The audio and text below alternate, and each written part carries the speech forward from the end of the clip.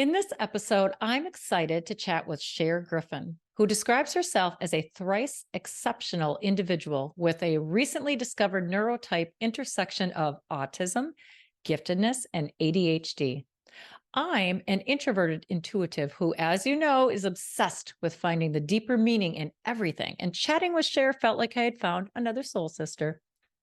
Before we get started, could I ask you a favor? If you enjoyed Dose of Depth podcast, or if this is your first listen and you like this interview, would you be sure to like it, to rate, to leave a comment, subscribe, share, any or all of those? And if you can afford it, consider becoming a $5 monthly supporter. I'll put the link in the box. Back to Sher. Sher immerses herself in the realm of transformative social change, delving into the intricacies of liberation psychology through her graduate studies at Saybrook University. You'll learn about that. Sher is also the visionary founder and co-creator of the Compassion Collective, a Phoenix Society, where she curates a diverse community of social misfits for the purpose of navigating the intersections of social exclusion, neurodivergence, and substance use disorders. I'm excited about this topic for many reasons. I finally began embracing my misfit nature after my midlife unraveling and reconstruction. As a middle schooler, I felt things so deeply I couldn't even look people in the eye. It was like a transcendent force flowed through them to reach down into my depths, and it scared me. All my life, I've sought to escape a kind of prison. I felt on the edge of being trapped and suffocated all the time. I guess it made sense that I became an activist in my 20s. I could tell my son was different at 3 weeks old when he didn't want to be rocked for more than 5 minutes before he went to bed. His early education years were full of suffering, as he was misunderstood and even targeted as a scapegoat by teachers. Around then, I started researching. After attending a lecture about intensity as a form of giftedness, I went to the school's gifted program head and he brushed me off. He had even been to the same lecture. Then I read about indigo children, which was a way to describe children who are showing up in the world with different traits than the generation before. My son began to make more sense to me, and I began to make more sense to me. These children were described as naturally rebellious and challengers of systems others simply accepted. These children were deeply connected with nature and not easily engaged, and they were easily bored. The renowned children's hospital couldn't diagnose my son with anything other than his teachers would need to keep him engaged. The principal of the school said it wasn't their job to make sure he was engaged. I began to wonder about the purpose these kids were supposed to be serving. During my time as the executive director for Playworks, a nonprofit which transformed school climate through play, the most powerful testimonials were about the increased happiness of children with special needs because of our programs. Playworks' strategy was to help the school community become part of the lives of the kids with special needs, not to force the kids with special needs to conform to the community. It made everybody happier. When I answered the irrational calling to study depth psychology and went on to surrender to my life falling apart and then being swept up in forces bigger than me, where my sexuality and spirituality collided, I felt alive in a way I'd never felt before, including having spiritual orgasms. That's in the memoir, coming soon. With my depth psychology lens, I began wondering whether the deeper meaning of autism and other spectrum-related traits was to mirror back to society. All of us, the need to go inward. People with autism are deeply connected to their inner world, sometimes even preventing them from engaging with the outer world. I often recommend to my clients who are parents of Generation Z kids and young adults to change their perspective, to sit down next to their child and ask to get invited into their world instead of imposing our lens on their unique way of being. I have a feeling it's the misfits who can save us, not conventional ideas. The faster we stop resisting Generation Z and those whom we now describe as neurodiverse, and instead empower them with our trust, the faster we can work towards changing up all those systems that don't work for enough humans right now. So let's get started. I'm good. Let's just start with, how are you doing? What's going on in your life? Oh gosh. So much is going on in my life. I wouldn't even know where to begin, and then I probably would never end. So That, the whole podcast would be what's going on in my life. well, But that's perfect. Well, what's the most interesting thing yeah, that's gosh. happened to you maybe this week? Oh, so many interesting things. So I have been in an autistic burnout for going on about 6 months, which is a really challenging What does that mean? physiological, Yeah, what does that emotional. mean? So autistic burnout is can be caused by many things, and it is basically when your cognitive input, right? Everything that's coming in at you um, is overwhelming your nervous system. And it's like a kind of a consistent, ongoing situation. And a lot of that happens for autistic people and late diagnosed autistic people, specifically because of masking. And so I was in a situation where I was kind of forced to mask. It just wasn't safe for me not to take my mask off.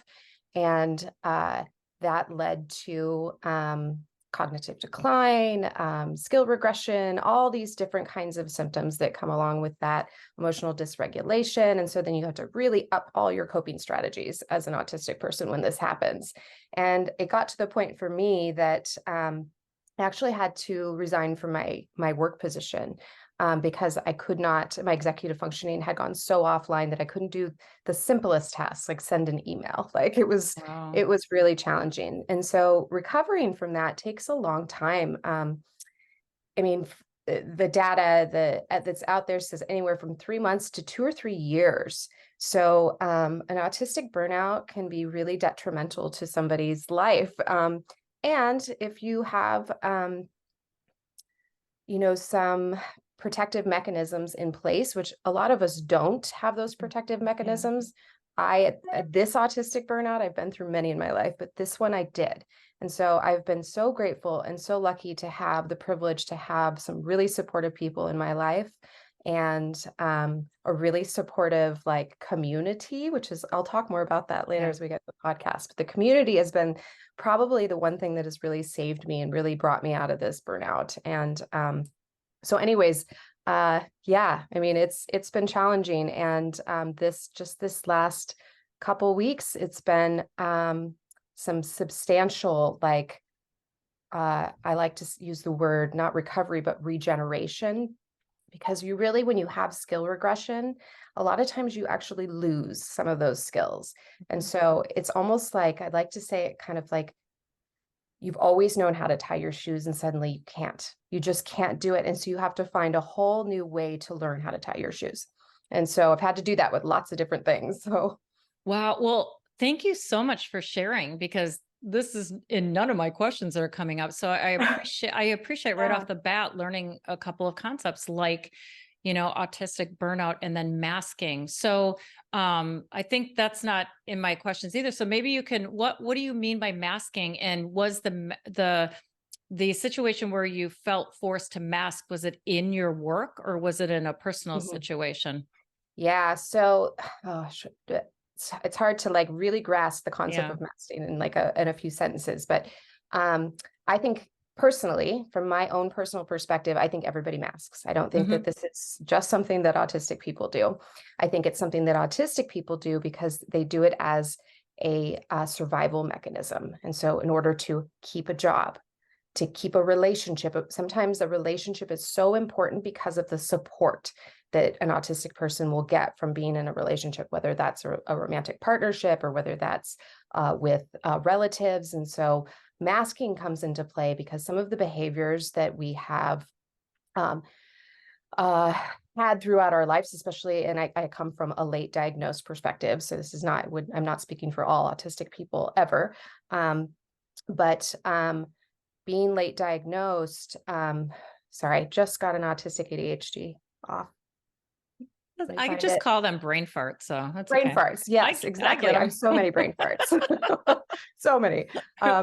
But yeah, so that the idea of masking for somebody who has created and very unconsciously, right? I didn't consciously create this mask.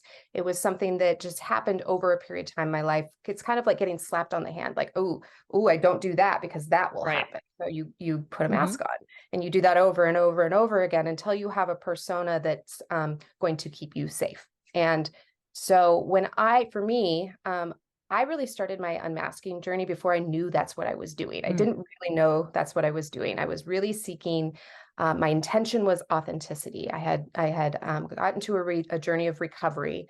I had developed a alcohol use disorder, and so when I got into those community spaces, there was uh, safety, like psychological safety, to yeah. really just be who I was, to do the little weird things that I do, and not be scared to be rejected or ostracized. And so I had safety to unmask, and I was doing that for a very long time.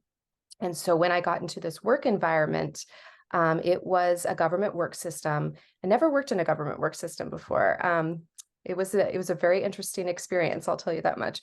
And being a PDA autistic, a gifted person, my skills, my way of being did not fit in that system. That system is not designed for gifted autistic ADHD people. It just isn't. And it's just the matter of the fact. And so I had to then conform myself to fit into that system. And that masking was really detrimental to my Yeah. well-being. Well, Sher, you being who you are, like you chose probably the most rigid organizational system to try to fit into. Like it's so, I Oh, can relate to you so much because I have found that I am paranoid. Like I feel trapped by other people's ways of living mm, constantly to the point where I have naturally, luckily I am naturally entrepreneurial, but yeah. that's the way that I survive. I could not work in a corporate setting. I just couldn't do it. So, Mhm. well, thankfully you already were aware.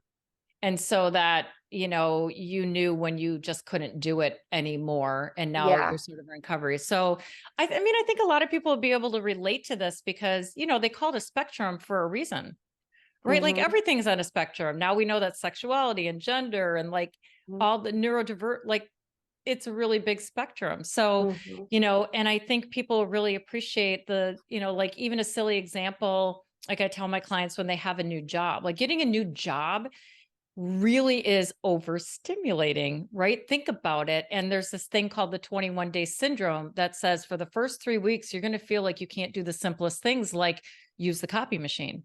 I mean, Hmm. that's kind of what it is. It's like you're so overwhelmed by the newness of everything, or like it's hard for me to go into Walgreens. Yeah. Not for most people I know, but for me, it is so overstimulating that I have to look down. So Like I can't, I overstimulating. can't look up and look at everything that's looking back at me. So, Yeah. so Well, and think, then you're veering into this the like sensitivity piece. yeah, And there's a concept, highly sensitive person. If you want to kind of go more towards the spiritual realm, you got your empaths. There's a lot of intersecting identities there. Autistic people often also identify as highly sensitive people on multiple different kind of levels too, right? Because we don't just have physical sensitivity. right. We have emotional sensitivity. We have spiritual sensitivity. We have like justice sensitivity, right? And Yes. and so there's all of that there. And I mean, a lot of people can be on that sensitivity spectrum. You don't just have to be autistic to be a highly sensitive person. Well, right. Like for me, I am an introverted, intuitive, feeling, judging person. Like I go right to the archetypal realm. I don't care what somebody might be talking about something very specific, like the epidemic of Prozacs or prescriptions. I remember having this conversation and I was, oh, oh, there's your Oh. cat. I thought it was my cat behind me. And otherwise I'll go like right to the right archetypal realm and I'll be like, yeah, but what is the purpose of an economy? And the person will just look Mhm. at me like, I wasn't even talking about that. But anyway, well, this is already fun. And I think what's going to be great is this is the time, all this dismantling of conventional notions of like what is even the word normal doesn't mean Mhm. good. Normal just means norm. The norm can be, Do a oh my, little Gabor there, Mate drop there. there we go. The norm can be really dysfunctional. Normal can be dysfunctional. So, Mhm. okay, great. So let's dive into this huge topic of neurodiversity in a way that offers a little education and also helps my viewers and listeners relate to the concepts through your story. So wherever you want to bring in like particular examples from your life, that would be great. Sure. Yeah. And I think, I think many, many people have heard of these terms like autistic, autism, and ADHD and Asperger's and maybe or maybe not neurodivergent or neurodiversity, but I think probably more and more are beginning to be familiar with this term, even if they don't know what it means, they've heard it. So, but also it's probably a common perception that autism is something that happens in childhood. Hmm. Like this is new for me, this late diagnosis of autism, or that it's only diagnosed in childhood. And I think it's also, I think over the last maybe 5 and 10 years, there have been late diagnoses of ADHD. So, for Hmm. example, my son wasn't diagnosed with anything. He suffered so much. And COVID was very difficult for him as far as studying and being in college and having to learn virtually. And so he went and he got diagnosed. And the Hmm. 20-page report for his ADHD was really liberating for him. We're going to talk about liberation a lot today. I Yeah. can't wait.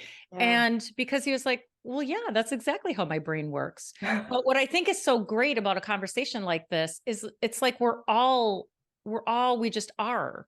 So the Hmm. more that we can understand ourselves, and there's a reason I think that there's more of us like misfits because we can't go on with the systems that we're living in. They're Exactly. chronically dysfunctional and they don't work for most humans on the planet. So maybe maybe just a introduction to this. What is neurodiversity? And Yeah. yeah, you Yeah. just take it wherever you want. Okay. Well, we'll start with that. I wrote a note because I think that's an important place to start for people who maybe I often sometimes there's a logical fallacy or bias that you attribute other people's your own knowledge onto everybody else. And so I Right. always think so I forget to like add in these little things. So please, I Yes. I I want to do this. So neurodiversity and neurodivergence. So they're two separate concepts, right? So neurodiversity basically means that uh, as a human species, we are neurodiverse, right? As a collective, as a whole. No two brains are alike. We all have our own unique individual internal thought processes, and they're unique to us. And based on biology, based on our socio-emotional context, all of these different things. So that's neurodiversity. Um, Neurodivergent, so that's what the second term is, Mhm. means that you diverge from the neurotypical, right? So that would be somebody who's then officially or unofficially, you can self-diagnose, but does not see their brain fitting into that neurotypical mold. So anything on then the periphery, basically. So autism, ADHD, schizophrenia, BPD, NPD, complex PTSD, anything where your brain has diverged from that neurotypical norm. And then, so for me, we'll weave my story in here. I consider myself neurocomplex. I really like that term because I Ooh, think me it really too. encapsulates that we don't really need to put ourselves in a box, right? Like I'm not autistic. I'm not gifted. I'm not, a woman. I'm a lot of things, right? All these different things. I don't really see people in that duality. I don't really see humans in that duality. It's very complex. And so I found, I knew I was gifted from a very young age. I tested into a gifted and talented program as a child, but my family was very low income and we moved a lot. And so that kind of just got lost in translation. They tried to skip me a couple grades. I was ambidextrous. I started reading at age 3. I started writing at age 3. Like all the signs were there. But I think I just didn't have the resources or the type of support needed to really develop Mhm. that at a young age. And so the ADHD came into play in my recovery. So I started to recognize that I was having either very extreme focus, where I'd get very agitated if anybody broke my focus. I still am, but don't Mhm. break my focus. So I can sit in with a project that may perhaps take somebody, the average person, 40-hour work week to get through. I will sit down and do it in 12 hours. And so it's just like, that's my style. And so a lot of people can have that misunderstanding of ADHD too, that there's the attention deficit, right? I don't have a deficit in attention. I have a very clear, detailed, focused attention. So Is it's that like a hyper focus? yes, like a I, hyper I focus. am exactly like that. Oh my gosh. Like I know when I was working within organizations, I work in bursts of such intensity, and I could measure that I Mhm. could do more work like in 4 hours than anybody else would. And I just didn't think I just thought that's just me, that I work in Yeah. intensity, and then I would need to get up and I need to go take an hour walk. Yes. Otherwise I would like, I Mhm. don't know, I might like explode or something, but Yeah. I just naturally was like, whew, okay, like Yeah. seriously, so intense. And then I had to get up and I had to go move my body around. Yeah. So Yeah. I think maybe there's some like interoception, proprioception kind of stuff that goes on there too, right? I can really easily disconnect from my body, but I can also really easily connect with my body. So kind of maybe energy movement. I don't know. I'm not a Reiki practitioner, yeah, yeah. but I'm really interested in a lot of that energy work stuff as well. Um, but yeah, so autism, I discovered that after the ADHD diagnosis. Mm, I came across a Venn diagram by a woman. She's a marriage and family counselor or therapist. Her name is Katie Higgins Lee, and she did this really beautiful Venn diagram where she intersected ADHD, autism, and giftedness. And so so I was following her for her gifted kind of content. And when I saw that Venn diagram and I was looking into the autistic part of it, I was like, well, wait a second, pattern recognition, that's me. Routine based, that's me. Like, and I just started, I was like, uh, oh, oh, okay. Like maybe I fall into that part of the spectrum too. And so I kind of just let it go for a while. And it was while I was working at this last job, the very beginning of that experience, the first 30 days, I was struggling. I was struggling with communication things. I was struggling with sensitivity issues, all of these things. And a friend of mine who she is a licensed social worker and she's autistic. She was just straight up blunt to me. She says, Cher, do you think you just might be autistic? I was like, oh, yeah. I kind of looked at that, and she's like, well, I have a friend here in Oregon who is doing assessments, and they're out of pocket. But if that's something that you want to do, then you can get accommodations in your workplace. And so mhm. that was my initial goal. My initial goal was to be able to be accommodated so that I could thrive in my workplace. And so I did go through that process. And initially, I went and did all the online assessments first, which I think is important. If you're thinking about investing, because that's really it is kind of an investment, and it's expensive to get a diagnosis if you have to do it out of pocket. And so if you don't feel that you need that diagnosis for a specific Mm, purpose, a right. system, right? Then maybe just doing the online assessments is going to give you, at least for me, it gave me the same outcome. Well, Though thank you. just Yeah, sorry, go ahead. thank you for that. When we're done, maybe you can give me some suggestions for like the best, like some links, and I'll put that in the description box Yeah. because I'm curious about myself. Like, since Yeah. I've watched my son, who is neuro not typical, Uh-huh. I am like, I just think I have a little this, little that, little that, little that. And I think, Yeah. and that's what makes me me. But Yeah. after my midlife falling apart, I'm like, I'm done masking, man. And depth psychology, we would talk about persona and complexes that don't work Mhm. anymore. So patterns of behaving, responding. But that's what we Yeah. do, is that we respond in a way that there's some kind of reward, but it's not an internal reward. It's somebody else saying, oh yeah, good girl, or whatever Yeah. it is. So Uh-huh.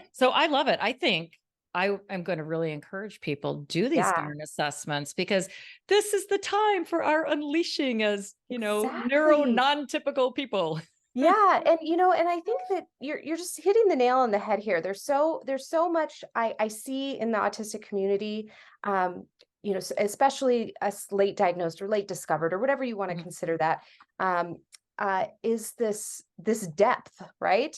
Like we are just naturally very deep people, Yeah. like deep and wide is kind of like what I like to say. We're exhausting for Ah, for typical people. We're exhausting. yeah, yes, yes. but like, I just say I live in the depths, you know, like that's where I'm comfortable. And Yeah. depth psychology was kind of a pathway, part of my journey. You know, I went really into the rabbit holes of depth psychology, Yeah. uh, and was like, wow, feels good. This is where I should be. Like all of this dream analysis, all this stuff. It just felt right for me. But yeah, I highly suggest people just to do the assessments and see that I will say right here is that when I got the diagnosis, when I discovered that about myself, when it was kind of official, I guess, maybe I needed that Mhm. validation Mhm. still. You know, I look back and I think, well, did I really need that validation? I was trying to get an accommodation, but it gave me a new lens to see myself through. And Yeah. such an accurate one. It was like the trauma healing that occurred after my diagnosis was like, I mean, liberating. So liberating. Yeah. Well, speaking of liberating and liberation, I use the word liberation a lot in my depth psychology coaching because from that perspective, my coaching really is about their individuation path, whether they know they're on an individuation path or not. And which is about coming into deeper relationship with yourself, capital S, which if Mhm. you're spiritual is the bridge. Well, I like this sort of concept, the bridge to the divine, whether it's nature, God, or Mm. the quantum realm, or whatever it is, that it's your relationship with the self that is a bigger part of you and is also like connected with the cosmos, basically. Yes. So, so when you gain these insights and you have compassion for yourself, you're like, oh my gosh, I'm so cool and juicy and interesting. And you just are like, I want to study myself forever. And what that does is that then it makes it easier for you to have compassion for other Mm. people because it has to come here Yes. first. And then you're Yeah. like, oh my God, you're so juicy. Yeah. And oh my gosh, the way that we're doing this little dance in our unconscious is like, oh, let's look at that. What's going on? What's Yes. yours? What's mine? We don't even have to be mad at each other. We could Yes. just be like so curious about what's going Mhm. on. So, Yeah, I love that. so I love anyway, that frame. liberation. So let's Yeah. talk about like what the heck is liberation psychology? It seems intuitive. And I think liberation psychology is part of a program at Pacifica. So it Oh, aligns with maybe. Yeah. depth psychology for Yeah. sure. Yeah. But again, like tell us what that means Yeah. and what it means for you because you're studying Yeah. it. Yeah. I don't want to go into the a deep Yeah. like historical background of liberation psychology. Again, we could do a whole nother podcast Yep. on that. But liberation psychology, and how I understand it and how I use it in my own practice and my own work that I'm doing, um, uh, is the understanding that in order to be a fully liberated, a fully actualized, a fully functioning human being, as Abraham Maslow says, we need to be doing that work in community. And so it's liberation psychology. Sometimes you hear eco psychology or community psychology. It's all kind of interconnected. And so Ignacio Martin Barro, he was the founder of liberation psychology. Super interesting story and background on him, and I won't get into that here, but definitely whoever's listening should look up liberation psychology and grab his books, because he does go into real depth, and it's really the way that he expresses his psychology is so uh, uh, it's the word I'm looking for, accessible is the Oh, word. And yeah. so but the idea is that we don't grow alone, right? That we are interconnected. That just like you said, like that there's a piece of you that's part of me, and it's all part of one big interconnected cosmos. Maybe we could call it that. Whatever makes words make sense for you, and the source or self or however that makes sense for you is part of that too. Mhm.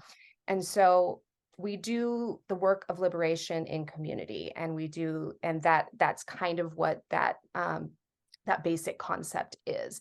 And so how I like to say it is it's like two sides of the wheel that are turning each other. So self-actualization, community actualization happening in sync with one another, right? And so we're constantly learning, just like you said, like constantly, it's that reflection, that constant reflection, and then introspection, and then reflection. And you have to have mirrors, you have to have projectors. We project, we're humans. That's what we do. Well, right. So eco meaning ecosystem, right? Hmm. So, and well, yeah, from a depth psychology perspective, we only relate through projection. Hmm. That's it. Yeah. That's how right. And so if we're not aware of our projection, we're not in relationship actually with ourselves. So, Yeah. and that's what in my intro I talk about as I started, because of my experience, my son's experience allowed me to mirror to me about self-reflecting about my experience more. And I started wondering about these new generations of children who have these non-typical traits, and that why are they showing up? Well, they're showing up to tell us something, not to be like squashed like little bugs. Mm-hmm. So, and then autism specifically is interesting to me because of the relationship with the inner world. So Hmm. as an introverted intuitive, I'm already in that. My inner world is my playground. But, autistic children are so dramatically in tune with their inner world that how can't that be mirroring to everybody else? Like, hello, you need look, Go inside. come here and then go in there. Yeah. That's how I kind of Yeah. thought about it for like 10 years now. I'm like, Yeah. they're really, yeah. So anyway, I well, believe thank that. you. I'll Yeah. get some more links from you, too, from the guy that you said. So Yeah. you've already Yeah. brought up like so many resources that I think people are going to want to look into. So, so I don't know. Did you want to say anything else about liberation psychology or? Oh, no, not about liberation psychology. Just, I mean, the intersection into that.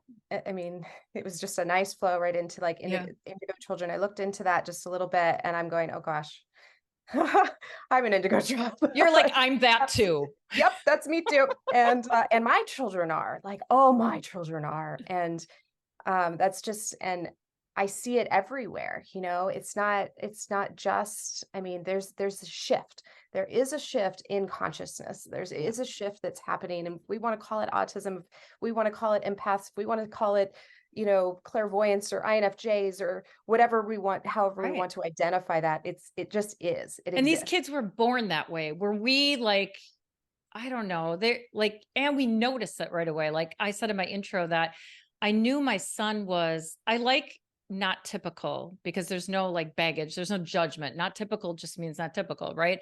I Mhm. knew it 3 weeks. I knew it. And I'm rocking him and he's just like, and I'm like, what baby doesn't want to be rocked? Like my daughter won't let me put her in the crib, right? And then I'm just like, okay. I got over it hurting my feelings and I put him in the crib and he rolled over and I was That's like, really, what is that? That yeah. is something he comforted himself. And Hmm. I was like too much stimulation for him, kind of the Hmm. way that I look at it now. And he went on to have issues with personal space. And so, oh, it's so infuriating, just his Yeah. experience in school. So Yeah. we Oh, won't I go bet. there. But Yeah. anyway, okay. So let's talk about what inspired you to create the Compassion Collective. Mhm. And I really like the intersection in that it overlaps with substance disorders because Mhm. of course the use of substances is a relief, a coping mechanism, and somehow we don't even know like how did that happen to me, where Yeah. so yeah, so tell me a little bit about that and how does it work and what's it like and how does Yeah. it change Yeah. people's lives, Um, and community is so important, of course. yeah. So I guess it intersects because that's how I found community. And was through a strategy that I had unconsciously developed over a period of time. I consider almost my substance use issue as a form of masking. I was going through a lot in my life. I didn't have at that point in time developed any kind of strategies to deal with. I didn't know who I was. I was neglecting and rejecting my authentic self at that time. And so I didn't know how to accommodate my own way of being in the world. And so alcohol slowly, then surely became uh, uh, uh, problem. It worked until it didn't. Let's say that, right? It worked very, very well for me. It was not a problem. Like some individuals, kind of the first time they have a substance or the first time they have a drink, it's just off to the races. This was progressive and over time, and definitely tied into a lot of trauma that I had been experiencing in my life during that period of time. And so trauma is always an underlying factor to substance use. And there can be a lot of other intersecting, can be epigenetic and biological, and there's all these different kinds of things, but neurobiologically, there is a cognitive difference in the brain, and that causes addiction. But coming into recovery, I don't really like that word because I don't know what you're really recovering, but getting some regenerative strategies in my life. And one of those was community. And I did that through the program of Alcoholics Anonymous. And I have a very highly critical lens, and we won't go there right now. But we don't throw the baby out with the bathwater. That's what I always say. And there was so much value for me being loved in that community. And that's really what it was. It was compassion. It was love. It was, you can make mistakes in this community and nobody's going to reject or push you away. And, the only requirement for membership is a desire to quit drinking. It doesn't matter who you are, so that inclusion piece, that belonging, was something that I felt deeply and wanted to be able to share that with other people in a way that maybe there's a little bit of selfishness here. I need it. I need community. And I wasn't really over a period of time, some of that critical lens that I had for AA, I just could not see that program shaping to be the community that I needed it to be, right? Works for some, totally great. Wasn't working for me on many different levels. And so lots of different things had occurred in my life during that period of time. And, I was working for a social justice nonprofit for a period of time and found some systems issues in that, and then working in government systems and the systems issues that I was discovering and becoming aware of really kind of pushed me to go back to grad school. My current program is transformative social change. My emphasis is peace and justice studies. So that's kind of like my container for the work that I do. That's kind of how I look at it. It's my support, my academic support system. And the institution that I attend is Saybrook University, and highly recommend humanistic-based psychology institution. And they think this program is the first of its kind. So we're doing some really pioneering, amazing things. I am in spaces with we overlap with the PhD program. And so I'm in spaces with some of the most incredible men and women doing some of the most incredible things in our country right now. So I'll just say that it's like, sometimes I have to like pinch myself and be like, am I supposed to be here? Like, this is pretty cool. And so, my thesis is on the intersection of substance use disorder, neurodivergence, and social exclusion. And I was very specific about that intersection because of the shared social exclusion piece, but also the lack of research and the lack of understanding of that intersection and how prevalent and huge it is. We have so many individuals who are undiagnosed neurodivergent people who are suffering from substance use disorders. We have so many people who are suffering with social exclusion because of a disability or something else that are also suffering with substance use disorder or neurodivergent as well, and are feeling excluded because of that aspect of who they are. 85% of autistic people are unemployed. That number is huge. The average lifespan for an autistic person is 35 to 39 years old. That's kind of keeps going back and forth. And it's because of a lot of these pieces, right? That a lot of individuals who are struggling with, and it's a lot of undiagnosed and misdiagnoses are happening in that space too. And so that's also that pathologizing of just difference. Why do we pathologize difference? But we do. That's the way our systems currently work. That's the way our disability systems work. That's the way our healthcare systems and our behavioral healthcare and our treatment providers, like these systems are very exclusionary, not inclusionary. And I've been through all these systems. So it's a lot of theory and practice, I suppose, is what I'm doing here. And so I saw this as my like pinpoint on the map, right? Like these are my people. And it's not fair. I feel like a 5-year-old saying that we're excluded from society in so many ways. And so then I was hearing so many times when I was having these critical um uh uh you know um thoughts that I was speaking out loud in these different Mhm. spaces, well, then just go make your own, and I felt Yeah. that hurt, like they were Yeah. like pushing me out, just go fine, do it your way then. And so finally I just said, fine, I'm going to do it my way. And so that's kind of how the Compassion Collective started. We've been collecting compassion. We've been collecting compassion for 4 months now. And we are using an emergent strategy. So really, I can't tell you what we do in the group because it is, I mean, we're a development group, so we're developing a new system. So that's what we're doing in that group. The community is building the community. So there's a lot of work that goes around that. We're there for each other. We're there to be in space together, to be authentic, to be vulnerable, to be in community together. Um, at that level, we're not a clinical support system. Mhm. We're not, Right. we do self advocacy type of work and supporting each other in that way.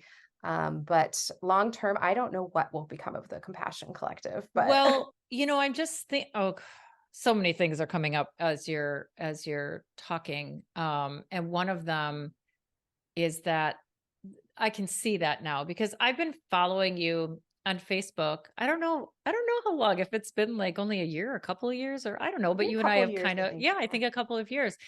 And I read some of your expressions of sort of frustration at not being welcome, I guess, or not feeling welcome. And I'm like, wow, like what's going on here?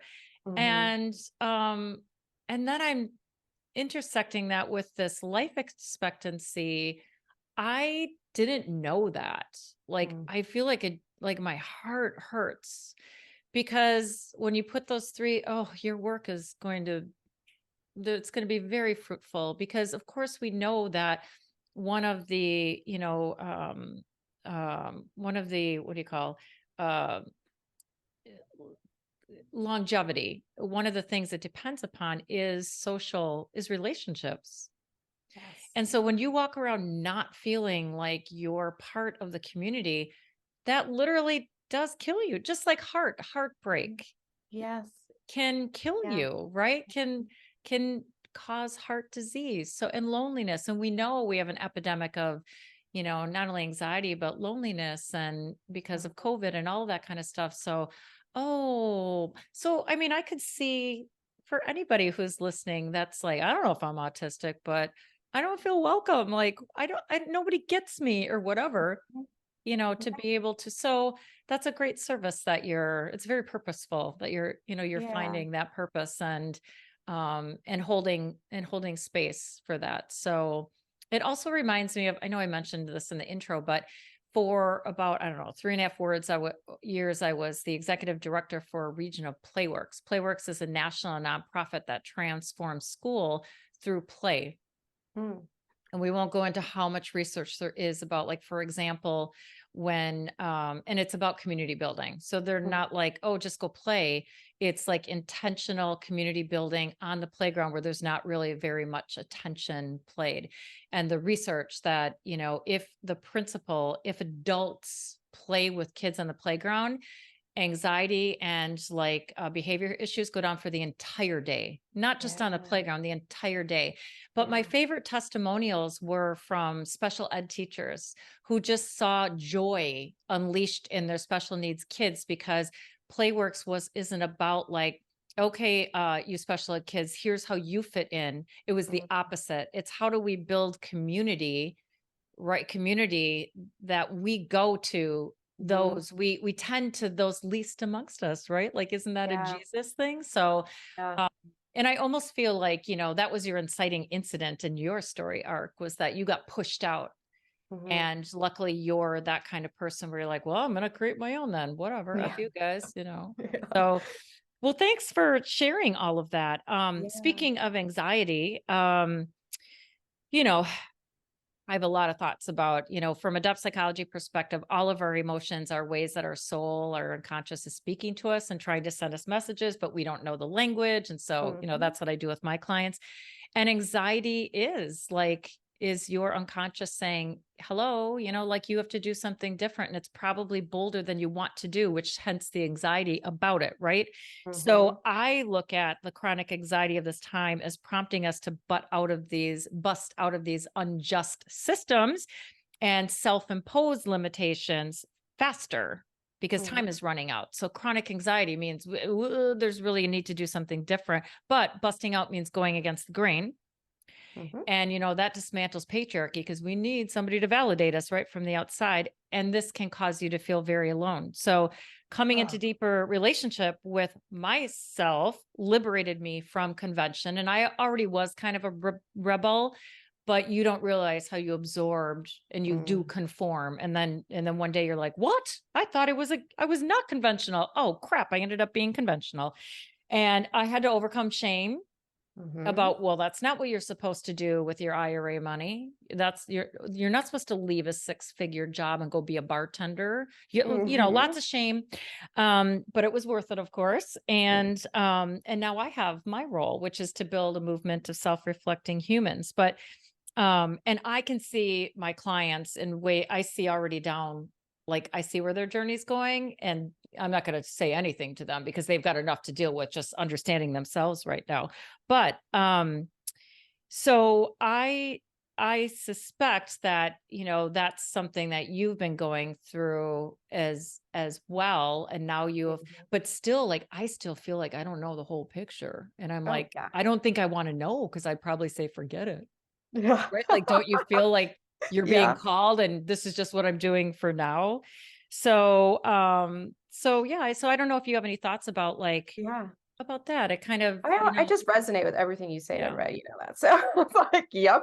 I totally feel that. Like it's just, and I said, in the collective, I use an emergent strategy. In my life, it's an emergent strategy. It's just like I can't focus so much on these all these pathways, right? That the world has created for us. They said, well, you're supposed to do this, you're supposed to Mhm. do that, or you're supposed to be here, you're supposed to be at this point in your life, you should have this much whatever, or whatever it might be. And I had to really break down a lot of deconstructing of my own belief systems. And what were my belief systems, what are my values, going through all of those processes in a very intentional way really has helped me develop like a baseline, for how I want to be in the world now.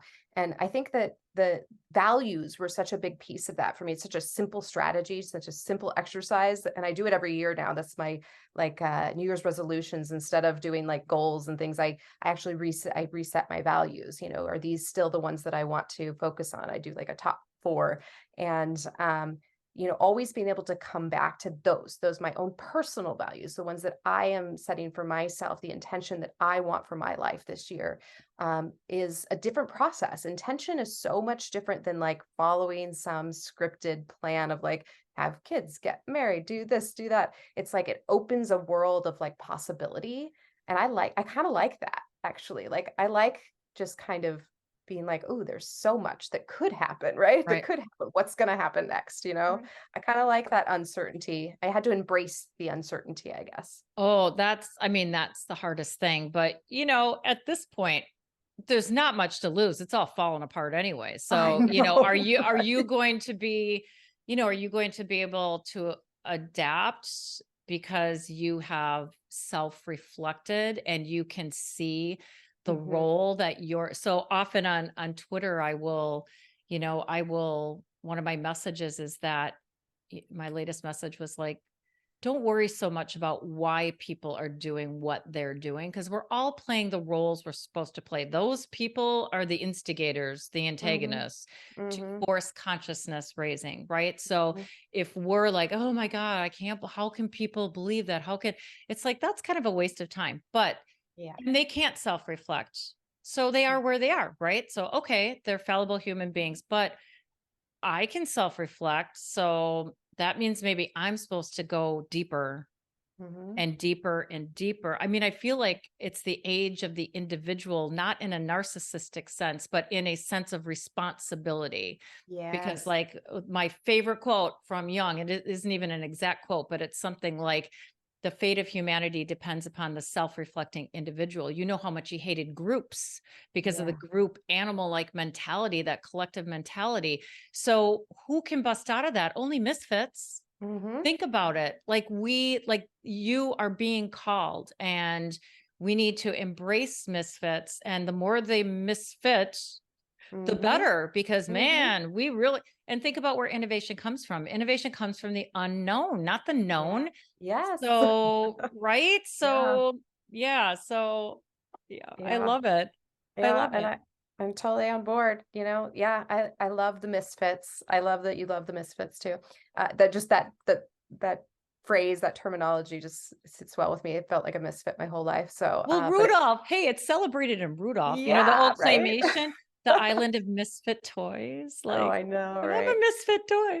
Oh, I mean, since I was a little girl, the misfit. I mean, it's like that's who I tend to attract is misfits. It just is what it is. And misfits are the most like creative, inspiring, intriguing, Interesting. interesting like people, right? Right. Like it makes my like let's go back to what's most interesting in my life right now. This like just being connecting to people that have this really evolutionary perspective, right? And have this and doing just so many different things. We're all different. We're all different humans. We all have our own gifts and our own, paths, but it's just fun to watch, have that awareness, have a different perspective.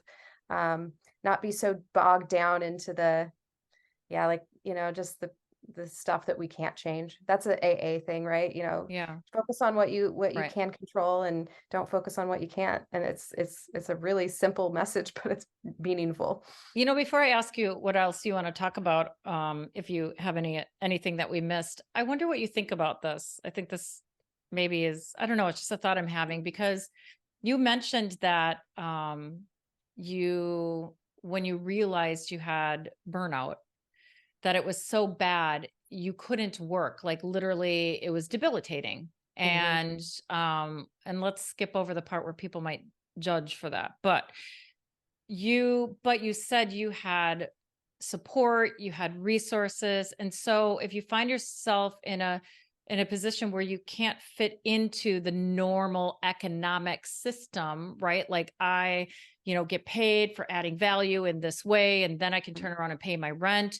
I would assume that, that can be really difficult economically for people, which also I just wonder about if that's mirroring back for us to get back to community, Yeah. right? So, during maybe it started with the millennials, where people like are all like upset because, oh my God, millennials are moving back in their houses, and Mhm. and their parents loved it, by the way, for the most part. Some of the baby boomer parents are like, I wanted to get away from my parents, and I Mhm. did too. But I love my kids and they love hanging out with me too. Yeah. Now, and so many moms are like, it's like they're closer. The generations are the younger Mhm. generation, Gen X. I'm Gen X. So Gen X and younger have more in common, I feel. And we Yeah. like each other more than Yeah. like hanging out with the boomers who don't Yeah. understand us or Yeah. whatever it is. But I just wonder if that's like another sort of instigating, antagonistic thing that is forcing us to like support each other. I mean, look at what's happening with housing, right? People have to Mhm. couch surf or whatever it is. And you could look at it as like, oh my God, that's terrible. Those are homeless people. And we are having to like have compassion and say, well, of course you can stay with me and maybe you cook my meals and whatever. And Mhm. it's in a way forces us to like go back to community. I don't know. Yeah, Is that a weird forces thought? community in a way, right? Is it Yeah. just like a natural, Right. evolutionary process that's happening and we just should go with the flow, right? Oh, And not so you worry about you it get so what I'm much, saying. Okay. That's Right. how I see it, Yeah. I have to see it that way because Yeah.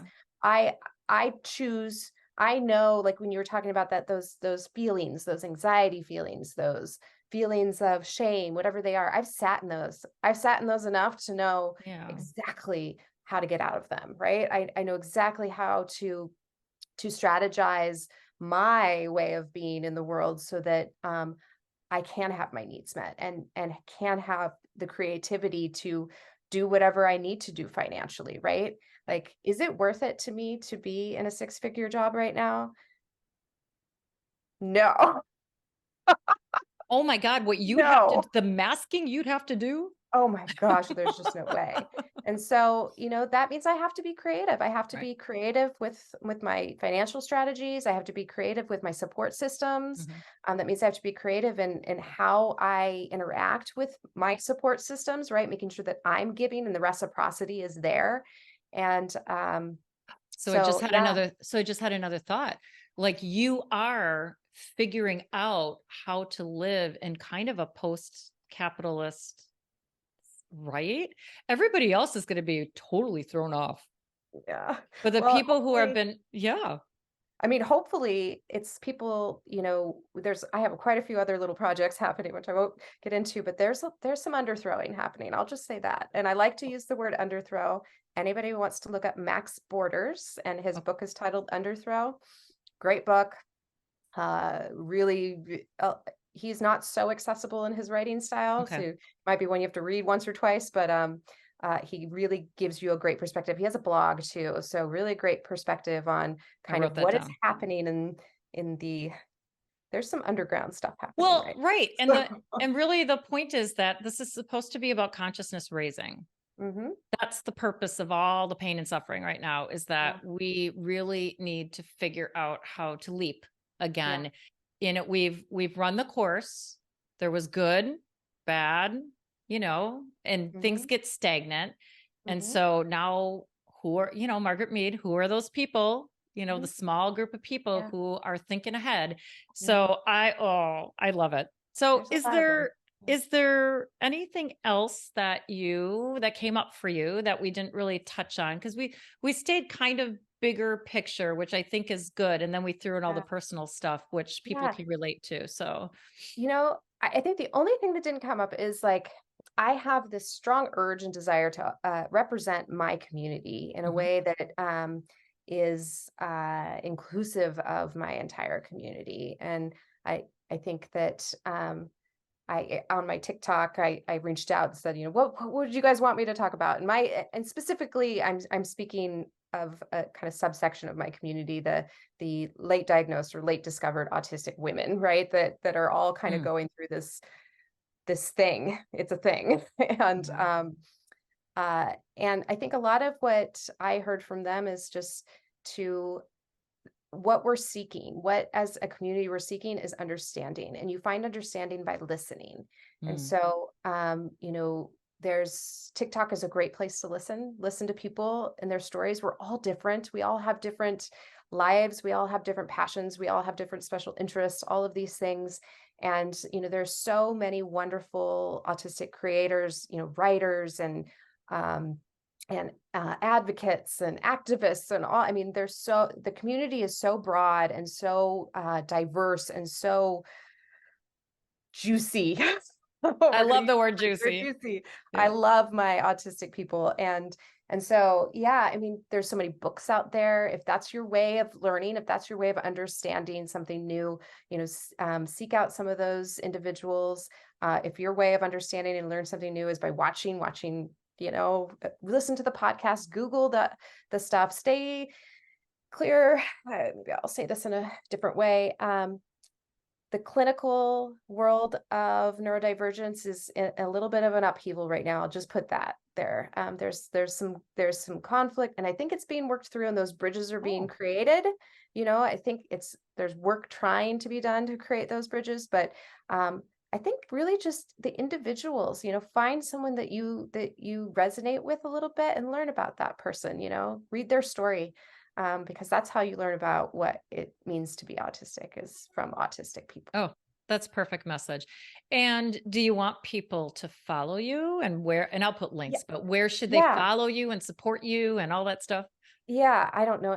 God, my autistic brain. I don't even know my own screen name. I think it's like, you just put the link in for me because I don't even know. I'll put the link in. So you're on Yeah. TikTok. Yeah. I like your TikToks because they just seem, it's almost like a audio journal. It's Yeah. reflective and it's, yeah, I was just thinking about this and that. And it's I love it. And you're so warm and inviting. Oh, And then I'll just put them all in there. yeah. So, and, Yeah. The only thing I'd say about TikTok is don't forget autistic people are highly sensitive people. You know, mm, if you're gonna come in and be part of our lives, because that's what we're doing for you. We are yeah, sharing our lives with you. Have some forethought before you comment. You know, I yeah, love when people ask me questions. I love when they're like, mm, I'm not understanding this, yeah. or ooh, I've never heard of that concept. Tell me a little bit more. And I'll do a video for you. I'll Oh, tell you a little bit more. a lot of your videos are that like, oh, I got Yeah. this comment or I got this question. Yeah. Oh, and your compassion collective, like Yeah. for will you give me information on like if people wanted to be part of that? I assume there's like a Mhm. process to admit them or Yeah. accept them into the community and Yeah, there's a oh, process for that. So I'll give you that information great. too. Yeah, it's psychological safety is Hmm. really, really key for us. Yeah. And so we do have kind of a very safe process to kind of join the collective. Yeah, I love it. You're going to have to feed me some questions to put out there to my Twitter community Oh because yeah. my community, my tribe is amazingly reflective. Yeah, you know, I got off Twitter. Well, I don't blame you for getting off, especially if you're There was a like reactionary that's moment that happens. well, you know what it's helped me do? It has helped me deal with some of my own projections because I Oh. sniff out oppression like you do and injustice and especially misogyny. And Hmm. of course, I know in my brain, like, oh, you're misogynist because you're so weak inside. But it's still like you can't help if it triggers you, right? But Yeah. it really has, I looked at it as practicing for how to Mhm. like, oh, okay, he just said this thing. Like, what could I say back that might either get him to self-reflect or put him in his place. So a lot of Oh, times it's like, oh, he goes away. And I'm like, oh, you're boring. Really? That's it? That's all you got yeah. for me? So it's kind of helped me build. I don't know. It's been interesting. So, well, Yeah. I have to say, like, you're the guest that's going to have the most links in my description box. Okay. So I think, yeah, I think this has been fantastic. And thank you so much for being Yeah, on my thank you for podcast. having me. This was wonderful. Yeah, We'll do it again. I hope you enjoyed my conversation with Sher Griffin, neurodivergent queen and founder of the Compassion Collective. Maybe you've been wondering about your own personality quirks or obsessive compulsive behaviors, which play a role of grounding you during a time of change. Start with self compassion, be curious about yourself instead of judgmental. Be surprised about the new insights that will come to you and follow those irrational yearnings if your inner authority says it's the right thing to do. The rest will work itself out. One more thing. If you've enjoyed this interview, again, please like, subscribe, share, and also consider becoming a monthly member for $5 per month. I'll include the link for that too, along with a lot of other links. Until next time.